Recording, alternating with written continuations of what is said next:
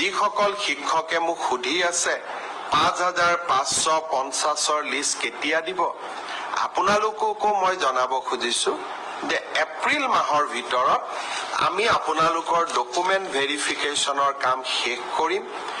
মে মাহৰ পৰা আপোনালোকৰ প্ৰভিজনেল লিষ্ট ওলাব, কিন্তু নিযুক্তি 10 অক্টোবৰত হ'ব আৰু তেতিয়ালৈকে আমি সকলোৱে ধৈৰ্য ধৰিম। কোনোবাই ক'ব পাৰে যে নতুন নিযুক্তিৰ ল'ৰা ছোৱালীয়ে যদি ইমান দেৰি কৈ দিওঁ তাতো পোষ্ট ল'ব নেকি? নহয়, নতুন নিযুক্তিৰ তালিকা 10 অক্টোবৰৰ পিছত ওলাব।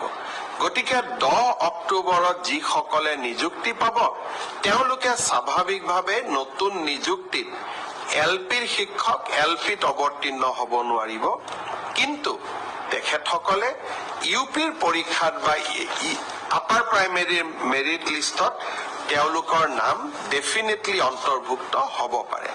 গতিকে মই সকলোকে ধৈৰ্য ধৰিব ক'লো। গ্ৰেজুৱেট আৰু পোষ্ট গ্ৰেজুৱেট টিচাৰৰ ৰিজাল্ট মে মাহত, কিন্তু আফটাৰ ডকুমেণ্ট ভেৰিফিকেশ্যন নিযুক্তি 10 অক্টোবৰত। তেনেকৈ এলপি এমিৰ 5550ৰো ডকুমেণ্ট ভেৰিফিকেশ্যনৰ কাম এপ্ৰিল মাহত আমি সমাপ্ত কৰিম।